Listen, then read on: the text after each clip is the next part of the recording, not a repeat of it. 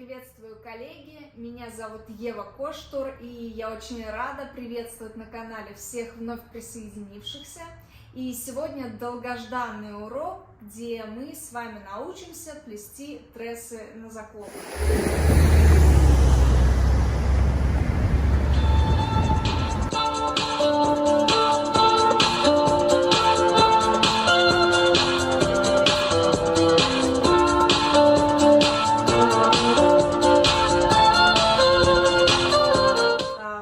Конкретно на этом трессе я покажу все от начала и до конца, то есть как плести тресс, как его соединять между собой, то есть все шаги. На самом деле ничего сложного в этом нет, видео будет не очень большое, не очень длинное, поэтому усаживайтесь поудобнее, приготовьте наши ручки и начинаем. Для изготовления пастижа нам понадобится в первую очередь нитки. Нитки – это одна из самых главных составляющих, потому что именно от них зависит прочность нашего тресса. Поэтому нитки должны быть обязательно нейлоновые, то есть те, которые не будут рассыхаться, рваться, гнить и прочее. Ну, то есть синтетические, нейлоновые. Обычно я вешаю на один штырек главную катушку, и вот такие вот катушки тоже с Алиэкспресс я использую на оставшиеся две. И как фиксировать нитку на катушке? Я всегда основание завязываю, потому что при плетении тресса натяжение достаточно сильное, и чтобы не случилось так, что у вас просто нитка вдруг в один момент от натяжения выкрутилась, да, и слетела с катушки, натяжение ушло. Поэтому основание я всегда плотно завязываю. Лишнее убираем. И дальше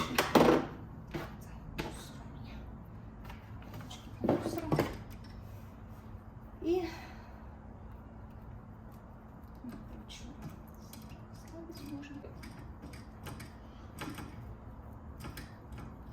у меня сегодня в работе небольшой срез. Эти волосы девушка носила, мы их наращивали, и сейчас она волосы поменяла, но так как это славяночка, очень хорошие волосы, мы решили их не выбрасывать, и я ей предложила сделать из них что-нибудь. Ну, как бы клиентка на что-нибудь и согласилась. Поэтому я сначала думала, что вот здесь у меня тоже в этой голове, я думала сделать какую-то накладку, сплести волосы. Но так как для клиентки не принципиально, что из волос будем делать, я посидела несколько часов, у меня свело спину, и я на это дело плюнула и решила сделать из них трессы на заколках. Ну, как я уже повторялась, то есть клиентке не принципиально, что из этих волос будет делаться. Так. И вторую катушку.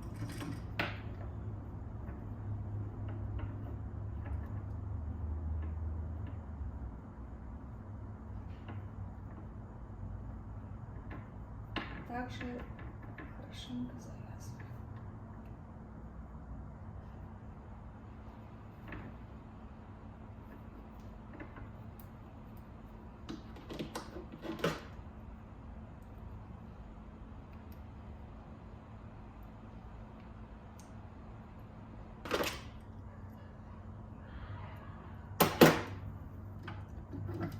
Так, ну что ж, нитки я намотала, теперь нужно зафиксировать это все на тресс-банке.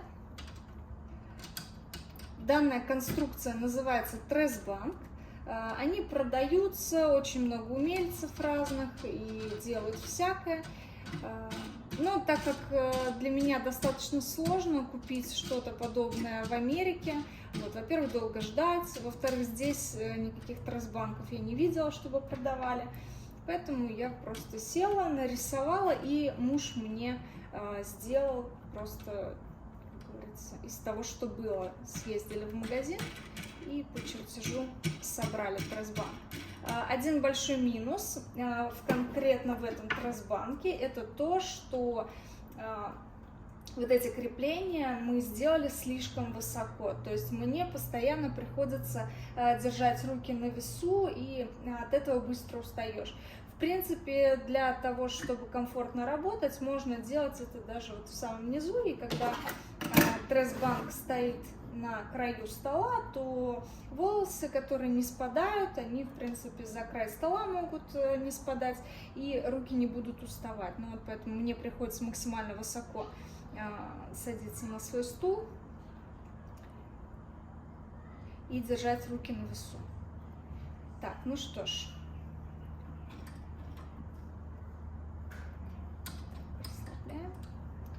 Первое, что нужно сделать, это завязать все нитки. Я стараюсь, чтобы у меня не было никаких переплетений этих ниток, чтобы они достаточно ровненько, вот знаете, чтобы когда ты натягиваешь, у тебя все ниточки ровно были. Обычный узелок. Так получается, что как только я сделаю длинные ногти, тут же ко мне приходит идея начать плести тресс. Так получается, конечно, с ногтями делать это очень неудобно. И второй узелок, можно его делать прям максимально близко. Самое главное, чтобы вы могли одеть это на крючочек. Также я знаю, что есть достаточно удобные тресс-банки, где на конце не крючок, да, а такая крутящаяся труба, и когда вы плетете тресс, вы можете его накручивать, соответственно, делать абсолютно любой длины тресс. В моем случае длина тресса ограничена примерно вот так вот, сюда уже дальше ты не плетешь его, вот примерно вот до сих можно сплести, и все, приходится отрезать. Но так как я делаю это не часто, мне в принципе хватает. Так, теперь также натягиваем ниточки и смотрим, чтобы они были не перепутаны. И вот в это расстояние, которое у нас получилось, мы его надеваем на крючок. Все. И дальше затягиваем нитки. Что касается натяжения, натяжение должно быть хорошее, но если натяжение слишком тугое, то, например, вы решили сплести тресс там, 15 сантиметров, да, вы его сплели, но у вас очень сильное натяжение. Сплели, завязали, отрезали, и тресс у вас как пружинка сжался. То есть, когда натяжение у ниток прошло, тресс стал короче. Поэтому делайте с запасом. Подготовка к плетению трессу практически закончена. Нам не хватает одной маленькой детали. Это вода. Вода нужна обязательно. Без нее никак. Ну все. И вот так вот тресс. Удобное положение. Не тресс, а волосы. И поехали. В одном захвате нужно порядка, наверное, 20 волосков. Когда я начала изучение плетений, я скачала советский учебник, и там было написано, что 12 волосков должно быть вот в одном захвате. И я буквально пересчитывала все волосинки, чтобы у меня было ровно 12. Но на самом деле 12 это прям очень мало, прям очень мало. Вот, ну, порядка, наверное, 20 волосков. И начинаем плетение. Сейчас я подробно покажу, как это делать. Когда мы сплели первый самый, я делаю таким образом, чтобы у меня не распускалось. Это я уберу, мне сегодня это не нужно.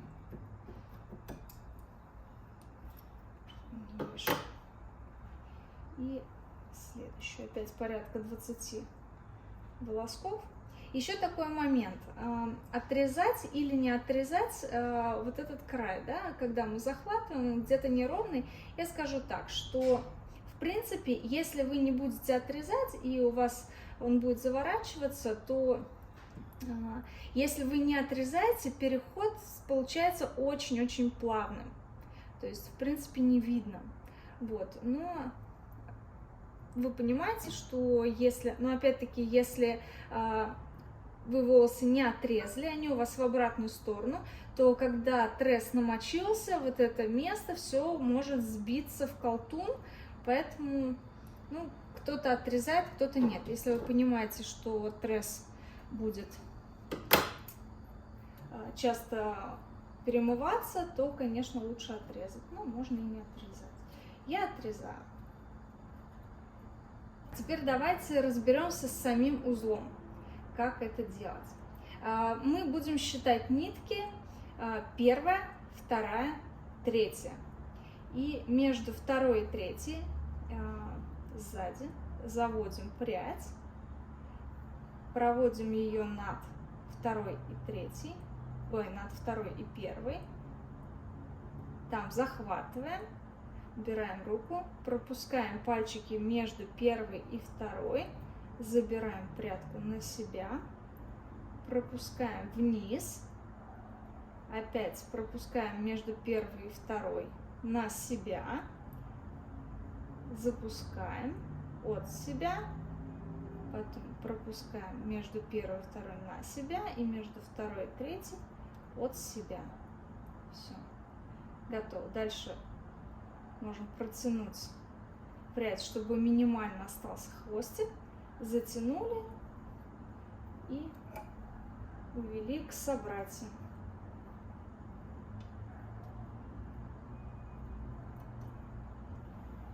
Следующую намочили, опять сзади заводим между второй и третьей, пропускаем через верх между первой и второй, теперь на себя.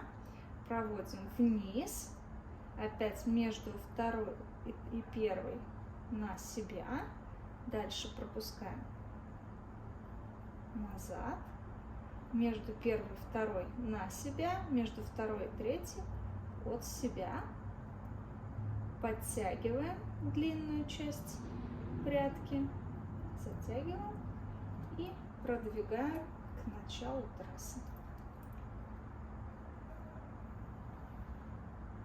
Ну что ж, я доплела свой тресс. Я планировала сделать его 30 сантиметров, и поэтому добавила еще 2 сантиметра на то, что когда я его отрежу, он у меня чуть-чуть убавится. Каким образом тресс снимается? Мы берем небольшой кусочек той же самой нейлоновой нитки и завязываем его в один узелок в одну сторону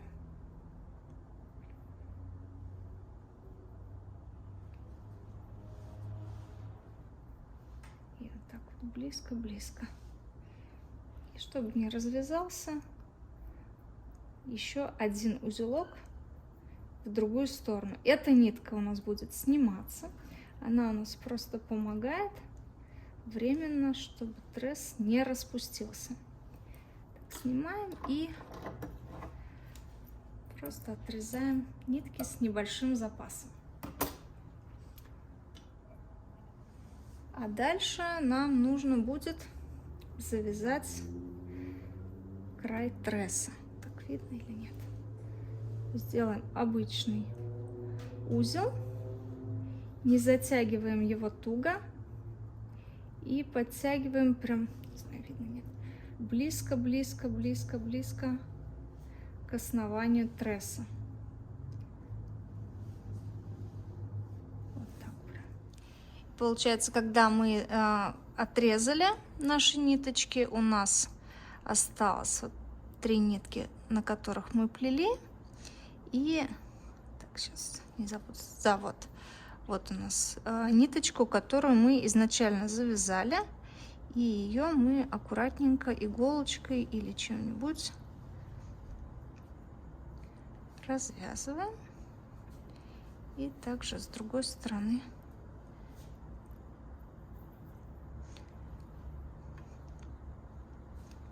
развязываем. Все.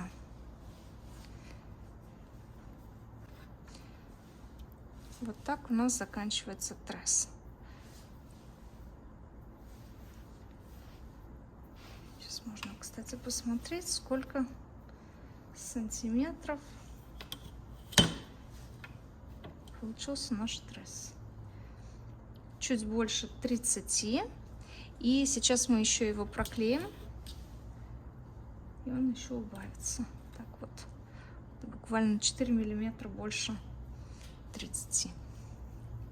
Одним из финальных шагов нам нужно вот этот краешек запаять, потому что все-таки тресс делается надолго, и узелок может развязаться, а так как мы с вами не моряки, морские узлы вязать не можем, поэтому аккуратно убираем волосы. Помните, что волосы горят просто мгновенно, поэтому убрали и аккуратненько вот этот вот краешек прижали.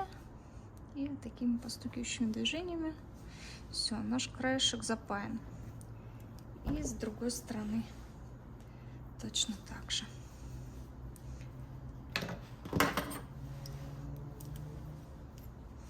Отрезаем, оставляя небольшой запас.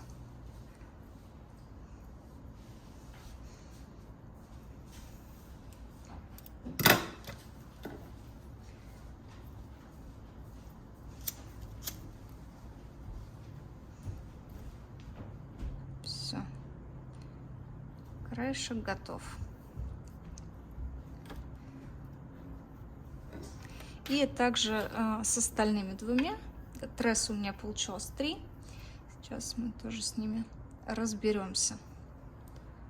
Но еще, конечно, хотелось бы сказать, что если бы я использовала не нейлоновые нитки, а, например, хлопчатобумажные, то, конечно, запаять бы края не получилось. Потому что хлопчатобумажные ниточки просто бы сгорели и достаточно быстро.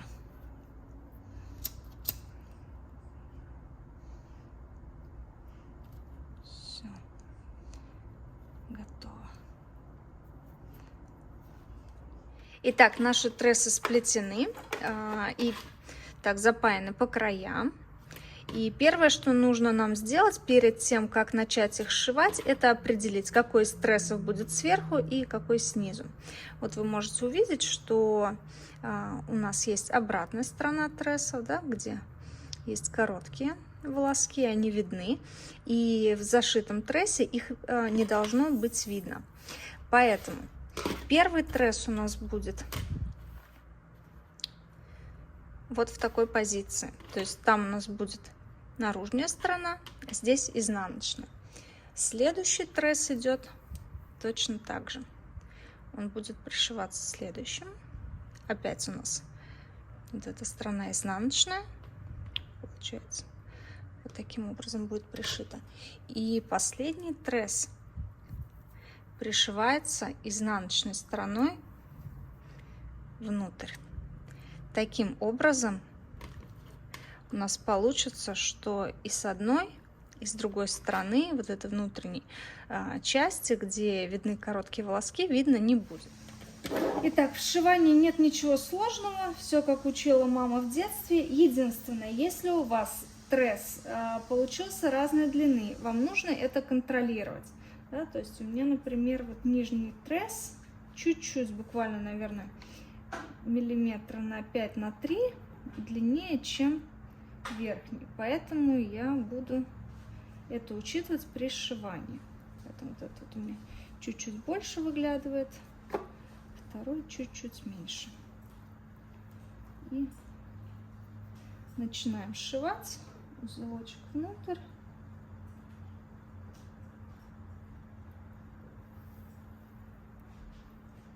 И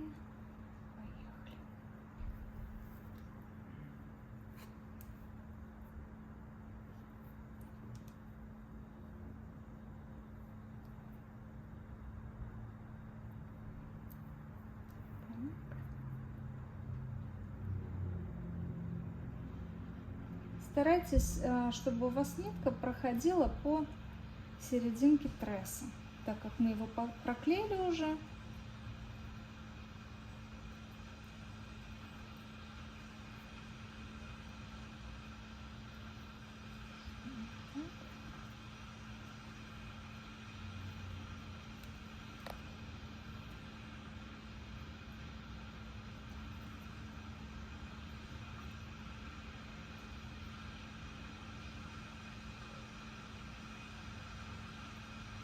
Можно, конечно, тресс также сшивать на машинке. Если бы у меня были нитки, прям абсолютно подходящие по цвету, я бы сделала это на машинке. Но так как все-таки нитки отличаются, то вручную, сшив эти трессы, разницы будет не видно. Вот видите, можете посмотреть, как получается с этой стороны, с обратной стороны вообще ничего не видно. Все, и так мы идем до конца. Ну что ж, первые два тресса я прошила, и я еще прошлась немножко машинкой зигзагом, чтобы понадежнее было. Но последний тресс мы будем пришивать только вручную, потому что нам нужно, чтобы вот эта часть была максимально незаметная. И вот как мы их определили, да, эти трессы по порядку, также мы пришиваем сюда. Если бы мы сшили два верхних тресса, то вот этот нам потом уже было бы сложно пришивать внизу. Поэтому мы последний тресс, самый верхний, пришиваем в последний момент. Все то же самое. Поехали.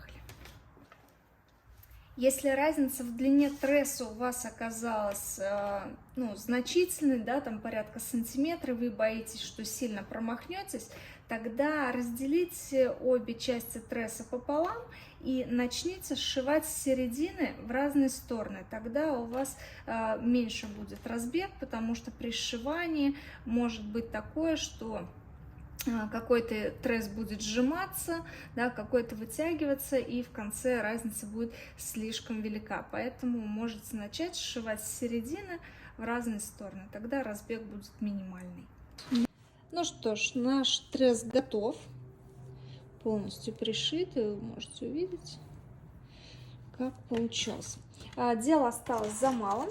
Нужно подобрать заколочки нужного цвета, размера. Ну что ж, коллеги, тресс готов.